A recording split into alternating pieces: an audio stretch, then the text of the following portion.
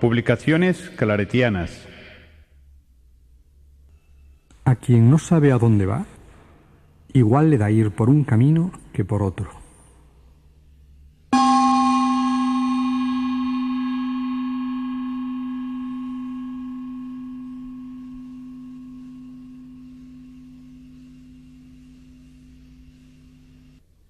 Me dirigí hace algunos años a un lugar muy retirado de meditación, con gente totalmente desconocida, de esa que solemos llamar marginal o alternativa.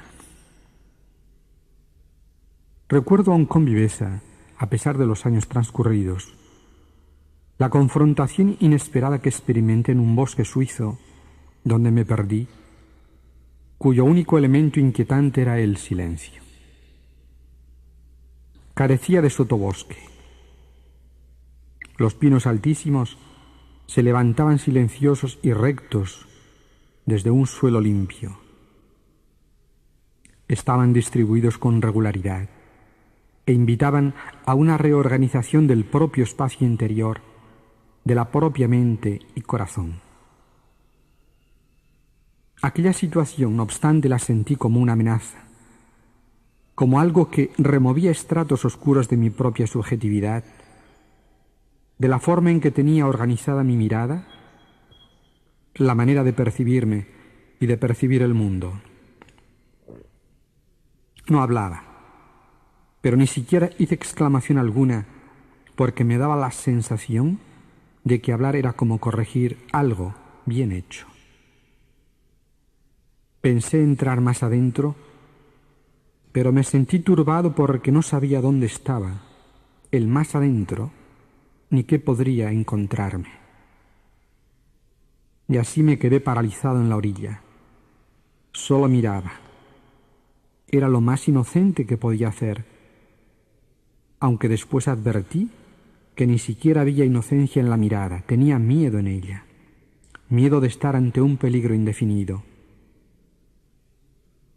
Ahora lo recuerdo y aún sigo sin saber interpretarlo correctamente, aunque veo todo lo ocurrido como una metáfora más que como una realidad directa. Pienso que estaba iniciando una aventura en la que comenzaba a atisbar mi propia pobreza frente a algo poderoso, y más aún por no poderlo definir. Era como una iniciación al misterio, o sencillamente una introducción a un desierto desconcertante, donde el alma y la mente comienzan a ponerse en su sitio, y donde el cuerpo se siente flaco, casi incapaz de afrontar la situación con los músculos y nervios habituales. Ni correr podía, porque cualquier movimiento parecía una indiscreción y un riesgo acrecentado de que alguien pudiera notar mi presencia.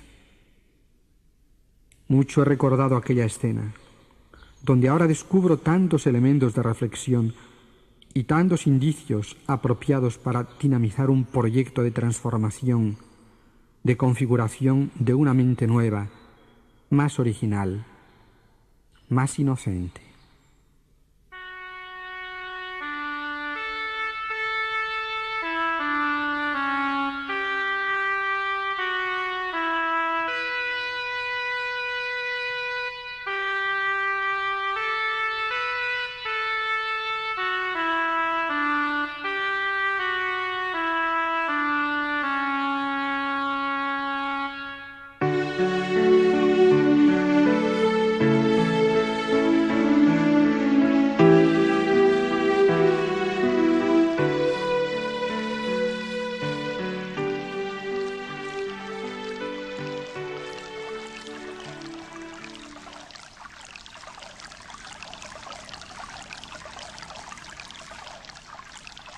Un discípulo, deseoso de transformación interior, preguntaba a su maestro: ¿cómo se entra en la verdad, maestro? ¿Oyes el rumor del río? Por supuesto, maestro. Esa es la puerta. No entiendo, maestro. Sigue el camino del ruido. ¿Hasta dónde, maestro? hasta llegar a su fuente. ¿Qué fuente? Tiene nombres distintos, aunque todos son nombres de un gran silencio original.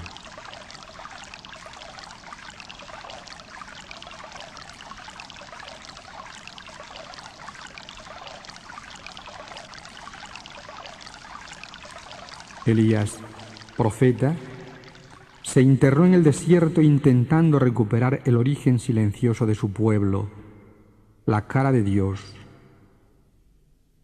Quiso reconstruir al pueblo ya sin visión y sin la sensación de la presencia de Dios.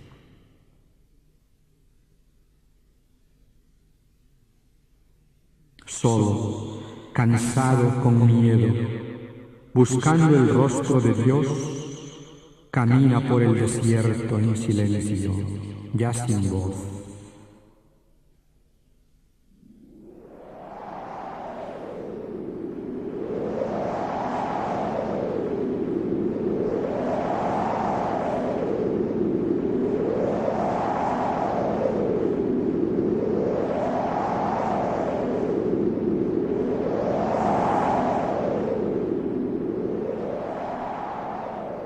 Soledad, viento, intemperie, circunstancias a las que Cristo Jesús entró cuando el Espíritu lo condujo al desierto. Prefería Jesús aquellos lugares desiertos que predisponen al coloquio con Dios, respondiendo de esta forma a la necesidad y a la inclinación de todo espíritu sensible al misterio de la trascendencia.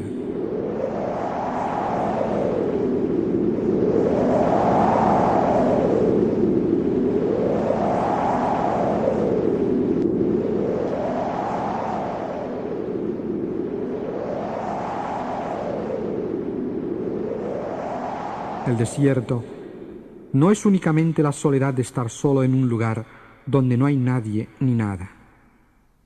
Es ante todo la soledad de ser uno mismo. La casa solariega, el bosque silencioso, la gruta pintoresca donde se puede vivir rompiendo la continuidad de la monotonía diaria, producen unas sensaciones agradables, románticas, más asociadas con la emoción e imaginación que con las grandes decisiones del alma.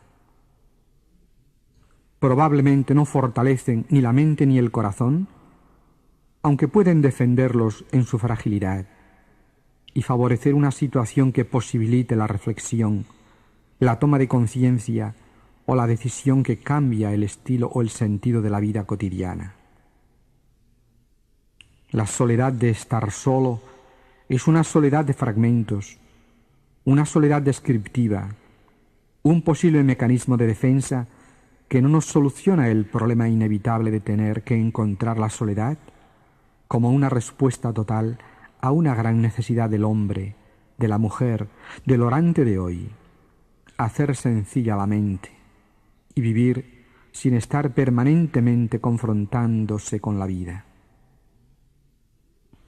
El desierto es una circunstancia cristiana de tu mente y de tu corazón, la soledad esencial de una mente establecida del todo en la verdad, la soledad de un corazón organizado del todo por el amor. Cuando Jesús va al desierto, no va únicamente a cumplir una profecía, sino sobre todo a afirmarla como profecía permanente para sus discípulos y como situación normal de la mente cristiana. Pero también va para afrontar las barreras que el hombre de siempre ha tenido y tiene para ser hombre. En el desierto, Jesús enseña con su propia conducta la manera de preservar la mente de la locura. Él sabía que la mente representa esa fuente inmediata que modela nuestra percepción, nuestra conducta y hasta nuestra cara, en definitiva, el sentido de nuestro vivir cotidiano. Jesús sabía que el problema del mundo es el hombre y que el problema del hombre es su mente. Y el problema básico del mundo es cómo crear condiciones saludables para preservar la mente de los hombres, la tuya, la mía y la de todos. Preservarla de la ausencia, del sinsentido, de los ritmos que generan ansiedad. Es un reto que Juan Pablo II señala ante un grupo de universitarios cuando les dice que lo esencial no es ser médico, profesor o ingeniero, sino llegar a ser hombre. Es necesario no dejar que el hombre caiga en la alienación.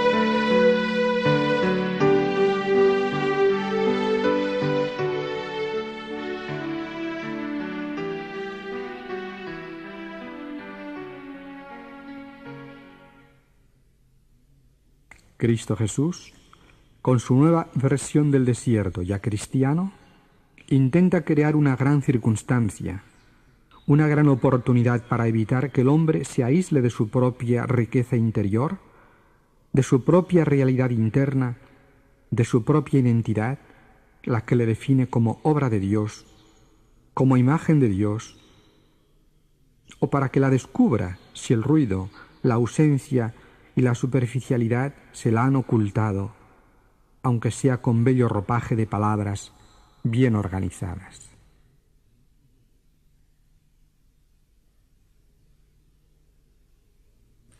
Si vas al desierto, tienes que saber qué buscas. Necesitas definir el desierto como el lugar de tu proyecto humano y cristiano.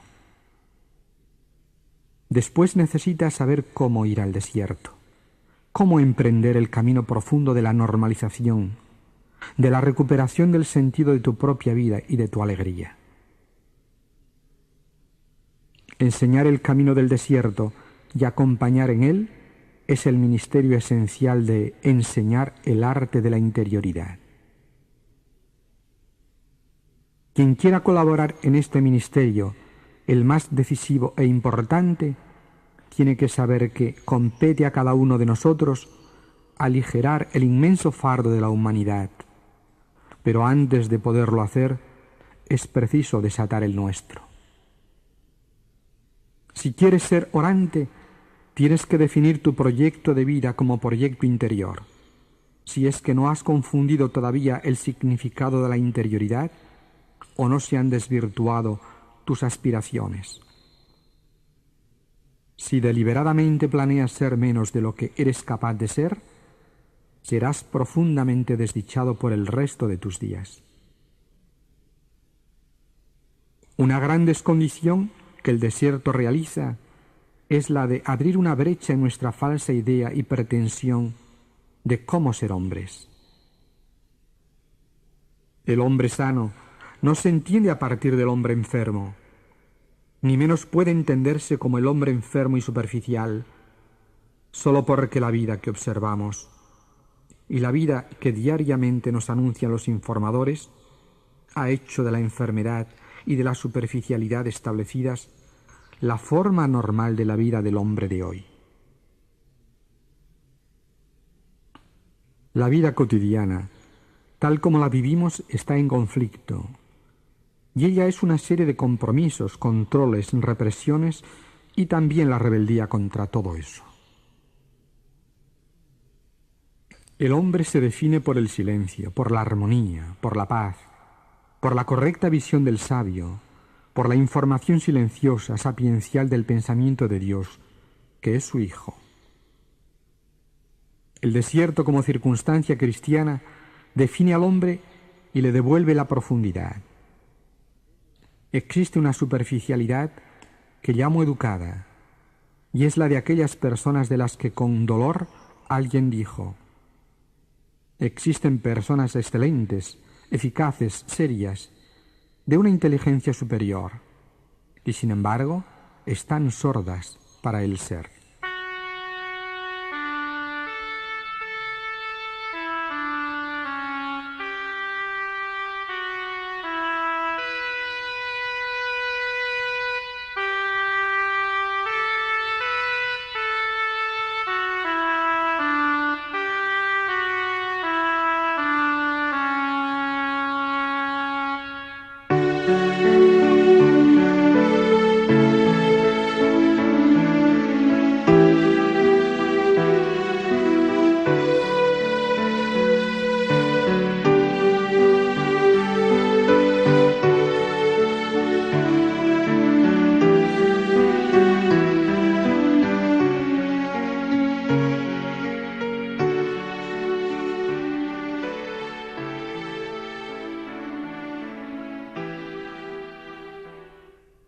El desierto va haciendo a los hombres sensibles a su propio clamor esencial, disolviendo las barreras que a muchos les hace sordos a su vocación interior. Pero pueden llegar momentos de mayor claridad en los que uno puede percibir amenazas muy reales que ha estado ignorando o suprimiendo. A veces, un traumatismo severo o un gran pesar disuelven la coraza del yo. Y el hombre serio, educado, diplomático, ponderado, reflexivo, inteligente, se derrumba ante la propia mediocridad, ante el culto secreto y establecido a la propia superficialidad de su vida.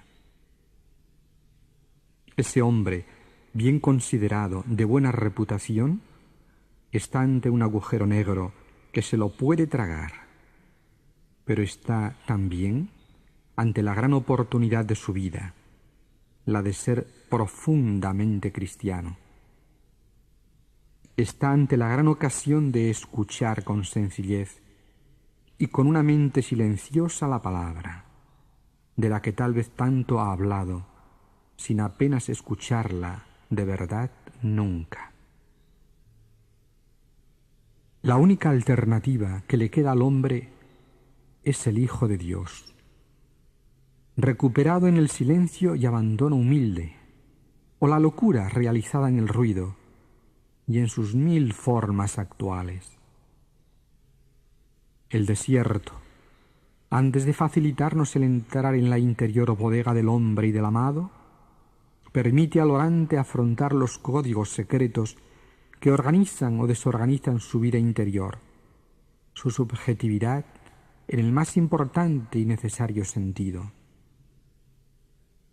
La atención, la sensibilidad perceptiva, las emociones, los apegos, el pensamiento e incluso el estilo de vida deben ser objeto de entrenamiento y de disciplina por parte de cualquier individuo que desee emprender una exploración en profundidad de tales dominios. Pero nosotros mismos somos el factor que limita nuestra exploración de este reino vasto e intemporal de la mente y de la conciencia. Qué real y qué duro es el mensaje de aquella ya clásica anécdota del aprendiz de la vida interior que pregunta a su padre espiritual: «Maestro, ¿por qué es tan largo el camino de la liberación y de la vida interior?» «Porque pasa por uno mismo», le responde el maestro. El desierto, disponiéndonos a la oración, equilibra nuestra subjetividad, tranquiliza nuestro espíritu, rehace los motivos profundos, establece al orante en un pensar justo y racional. La mente ofuscada y el corazón excitado desorganizan nuestra percepción interior, desorganizan la forma y el sentido de nuestras relaciones. El desierto y la oración nos liberan de los propios excesos de autoindulgencia, salvan nuestra subjetividad del subjetivismo, al permitir la confrontación silenciosa y descondicionada de nuestra mente con el pensamiento de Dios y al estabilizar nuestra mirada en el Dios que nos mira con amor. La oración, en la soledad fundamental de ser uno mismo, en el desierto de la propia conciencia libre y del corazón apaciguado, nos salva de nuestra fantasía y de la desorganización de nuestro corazón sin paz ni belleza. Al desierto se va para aprender las claves de la recuperación de la mente inocente y del corazón sosegado. Al desierto se va para reconstruir las circunstancias de una profecía original. La llevaré al desierto y le hablaré al corazón. Al desierto se va para aprender las claves de la oración cristiana.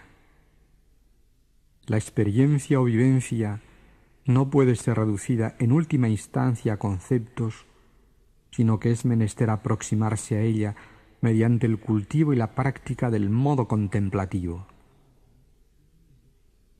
Algo que el desierto educa reduciendo al orante a la sencillez de quien pierde apariencia, ego y referencias sociales que justifiquen su vida. El desierto reduce a la persona a una inevitable pobreza, a una saludable pobreza, necesaria porque una capacidad contemplativa profunda requiere un entrenamiento de todo nuestro ser. Y es exactamente lo que el desierto hace. Afecta a toda la persona de forma que Dios pueda adentrarnos en cuerpo y alma en su vida personal. El desierto, junto con el amor de Dios, nos capacita para ser asumidos enteros en el proyecto del amor de Dios, en su Hijo Jesús.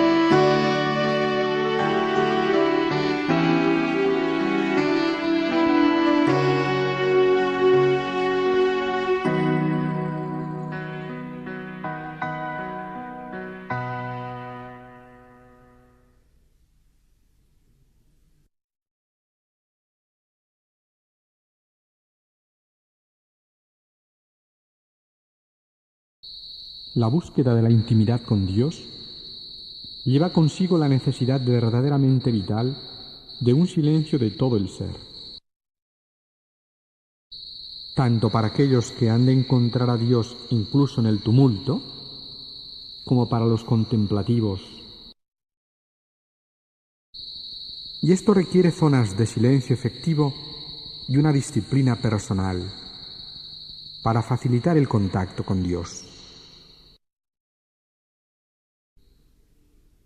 Tal vez preguntes, ¿cómo puedo hacer silencio? No se puede hacer silencio. Eres silencio.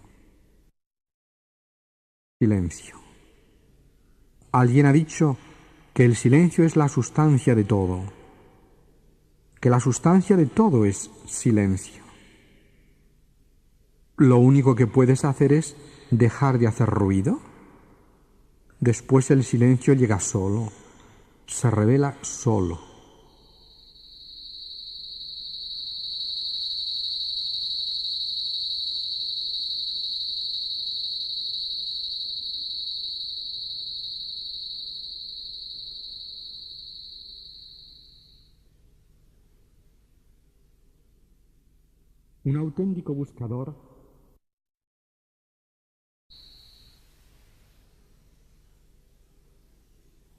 Un auténtico buscador tiene que aceptar el riesgo de que el desierto le configure la mente de otro modo, de que la haga bellamente pobre, vulnerable, sin mecanismos de defensa frente a la verdad de Dios. Es esta una pobreza necesaria a la que no se llega por degeneración sino por simplificación. Pero tampoco la sencillez se hace. Se confunde con el silencio, y como él es la sustancia de todo. Todo es sencillo, todo es sencillez, pero sólo cuando todo es profundo. El hombre es sencillez. Así lo dice la Biblia. Dios hizo al hombre sencillo, pero el hombre se complicó de muchos modos. ¿Quién devolverá al hombre su sencillez esencial? La sencillez que alguien ha definido como la suprema forma de espiritualidad. Es la sencillez la que permite al hombre recuperar las bases profundas de su religiosidad y con ellas el equilibrio perdido. Los problemas del hombre actual me parecen de naturaleza esencialmente religiosa. La ausencia de fundamentos religiosos es la raíz de su desgracia, de su malestar. Es muy difícil entender desde la lógica la crisis de lo religioso y de la vida religiosa y sacerdotal. Teniendo en las manos todos los resortes, no se advierte una vida más clarificada ni más sapiencial. ¿Por qué? ¿Qué ha vaciado lo religioso? ¿Qué es lo que lo ha dejado sin contenido?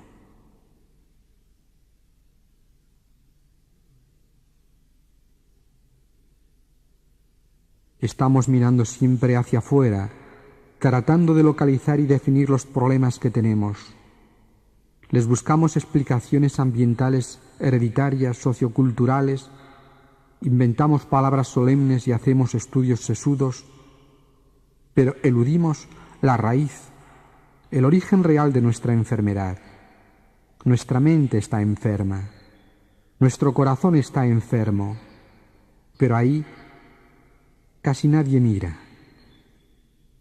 Preferimos hacer estudios y publicar nuestras investigaciones cuando la solución comenzaría a ser posible con un sosegado examen de conciencia y de subconsciencia y una no publicable compunción del corazón.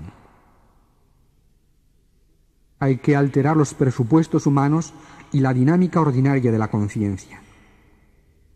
Sólo así puede ser diagnosticado y tratado el mal del mundo.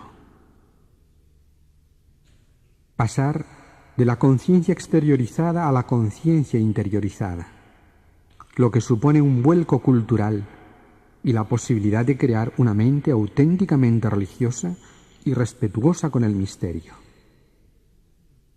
El hombre actual profana los misterios y reniega de las conquistas difíciles en favor de las fáciles. Ha sustituido el culto a lo misterioso por el culto al progreso, a la velocidad, al ruido.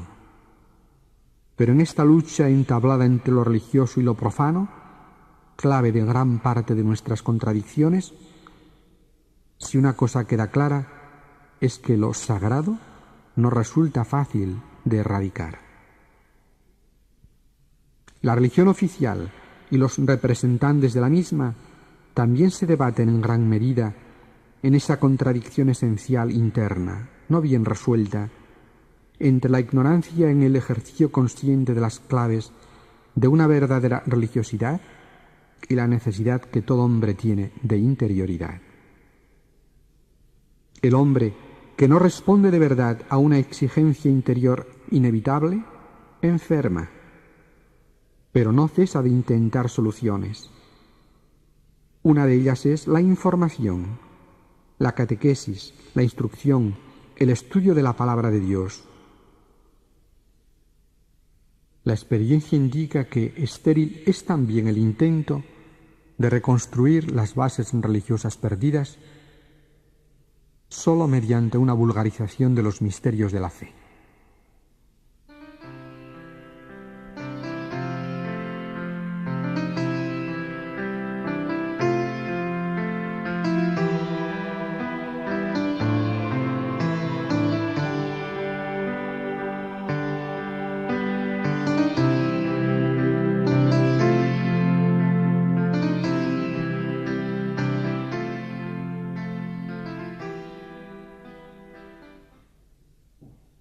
El orante tiene que ser introducido en esa desconcertante dimensión de la mente y del corazón que es el desierto, y no será realmente religioso, básicamente dispuesto al encuentro con el misterio, hasta que recupere su verdad, su nada. La nada que, al mismo tiempo que lo define, rompe las barreras que lo limitan. Solo la nada cumple las verdaderas descondiciones para la salud y para la religiosidad. Ella es el más necesario y esencial diagnóstico del hombre. Enferma cuando trata de ser algo. Tiene salud cuando no se afirma, y tiene belleza y eficacia cuando todo eso ocurre ante los ojos de su Padre, que mira escondido. Solo en la nada, vivida en paz, el hombre es confirmado ante los ojos de Dios. Solo en la nada, los ojos de Dios pueden ver la originalidad que somos en su presencia, y esa es la fuente de nuestra armonía, de nuestro bienestar y de nuestra más inteligente presencia entre los hombres. En la nada, como experiencia, uno es lo que es a los ojos de Dios. Es la bella construcción que Dios ha hecho con amor. Y en la nada, el hombre rehace las bases necesarias para el diálogo profundo con su Padre. La nada armoniza perfectamente con la verdad.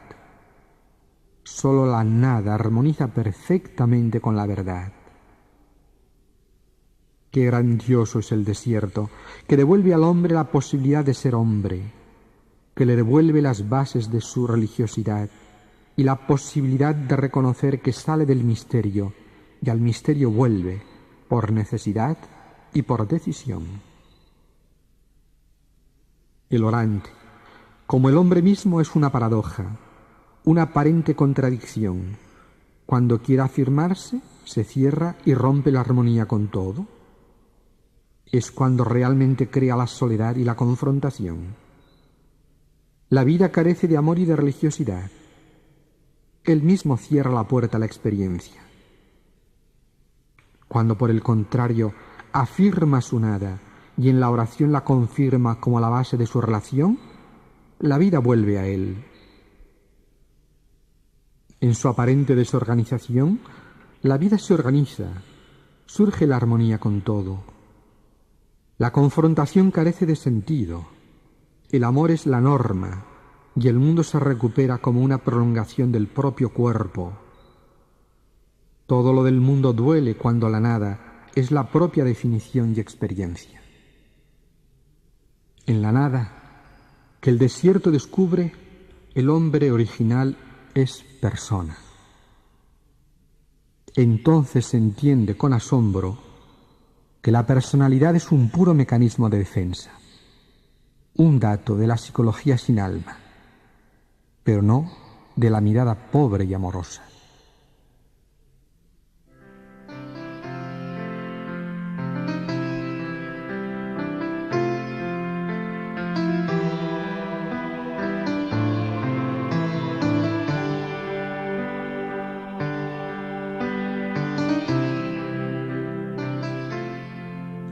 Una experiencia es tanto más profunda cuanto más se encuentra implicada toda la persona.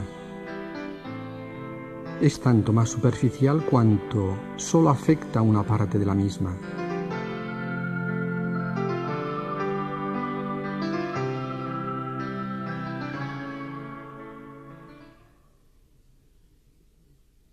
El desierto organiza a la persona como un todo y como un todo abierto. La hace vulnerable, le devuelve la posibilidad inmediata de ser afectada por Dios. El desierto hace a la persona capaz de ser tocada por el misterio cristiano, por el acontecimiento Jesús.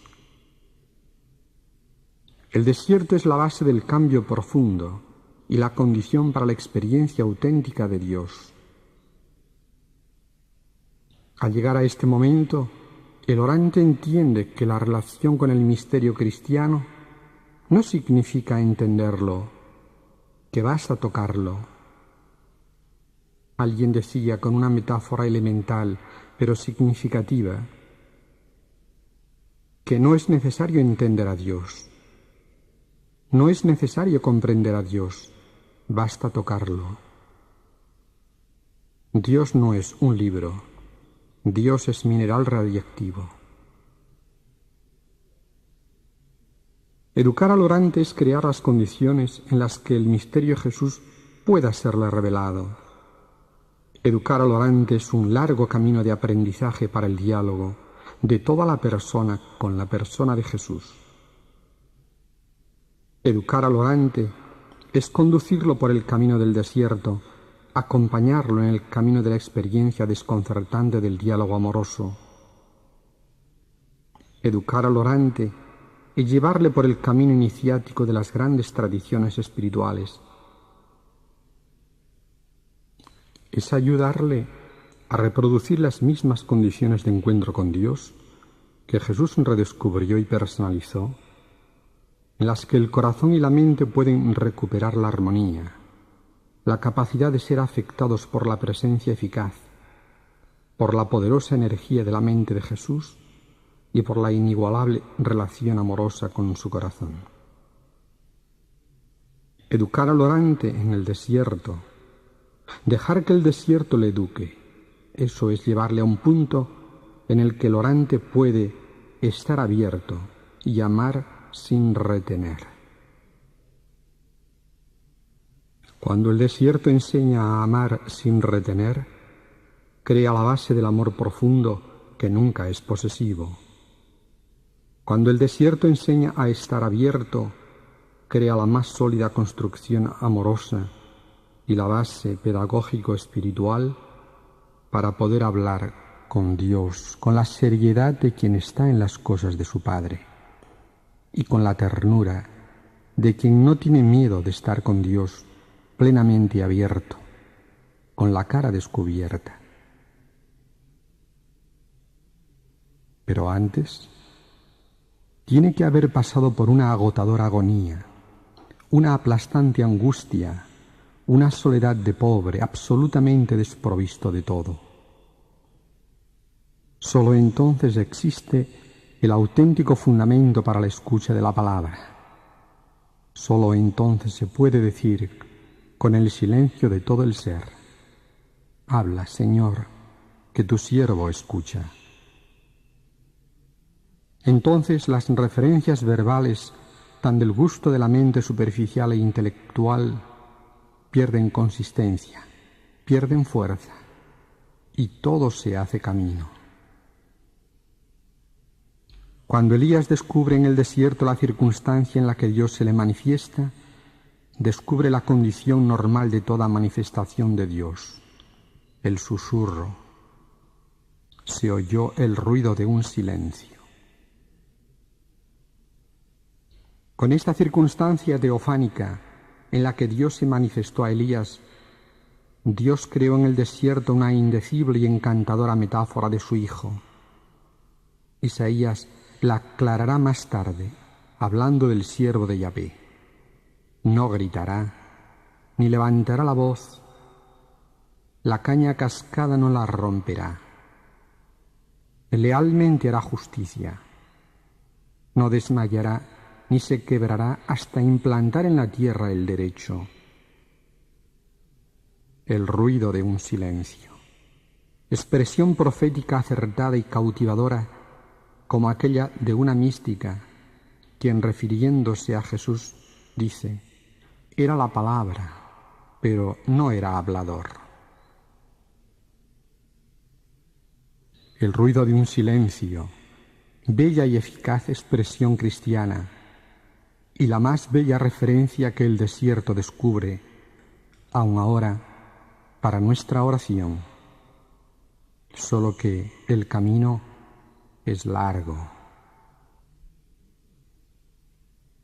Yo soy el camino. Yo soy el camino. Yo soy el camino.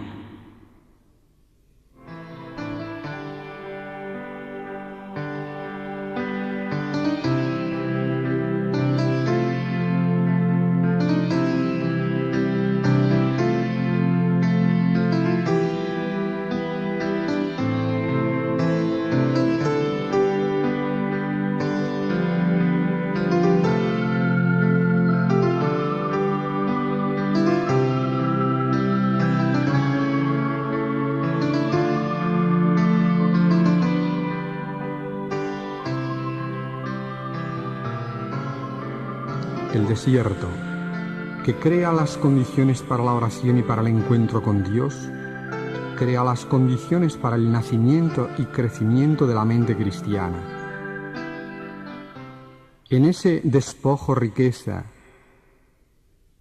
en el que el orante encuentra su propia identidad, encuentra las bases humanas para poder reconocerse como hijo de Dios y, desde la fe, renovar su mente y revestirse de la nueva condición humana. Y cuando el orante ha sido transformado por la dinámica cristiana del desierto, tiene libertad y calma para poder escuchar la palabra. El místico ha visto en estas características las condiciones requeridas para escuchar la palabra. El desierto crea esas circunstancias interiores para la escucha, crea márgenes necesarios de paz y de libertad para que la palabra pueda ser eficaz y pueda engendrar hijos de Dios. Así lo entendió Juan de la Cruz. Mira, que para esa libertad y ociosidad santa de hijos de Dios, la llama Dios al desierto. En ese momento, Dios le habla al corazón y le vuelve a decir: Hijo mío eres tú, yo te he engendrado hoy. Belleza sorprendente e insondable del desierto, donde Dios habla al corazón de sus hijos y donde Dios hace hijo a aquel a quien habla al corazón. Y del desierto sale sin nunca salir, ya que es la circunstancia necesaria para el amor, como amigo de Dios y profeta, como un hijo amigo de su padre, y que habla de lo que ha visto y oído a su padre.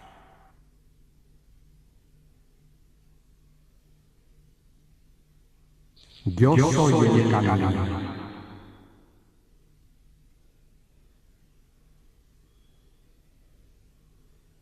Le hablaré al corazón.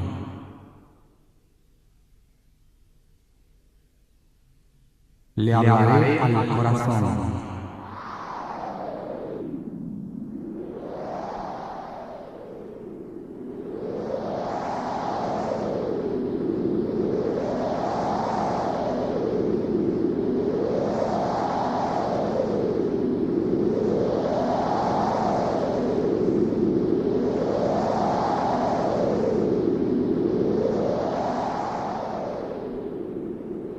Sigue la fuerza del viento de Dios, la que lleva al desierto, la que reconstruye la mente y el corazón de los hombres, del orante, en la paz y en la calma, y en el amar sin retener, libre como el viento, como los hijos de Dios.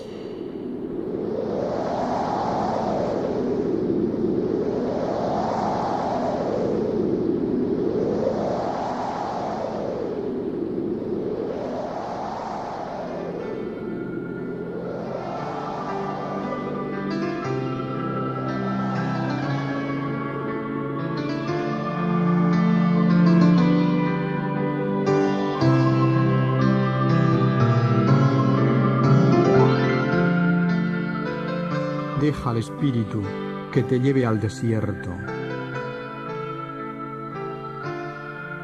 Entra en el desierto, que Dios te hablará al corazón.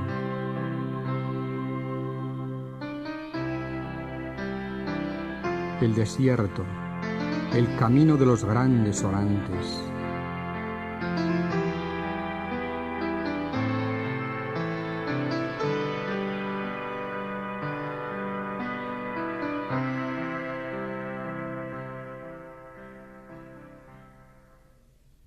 Seguramente que tú no oirás más que el susurro de un silencio.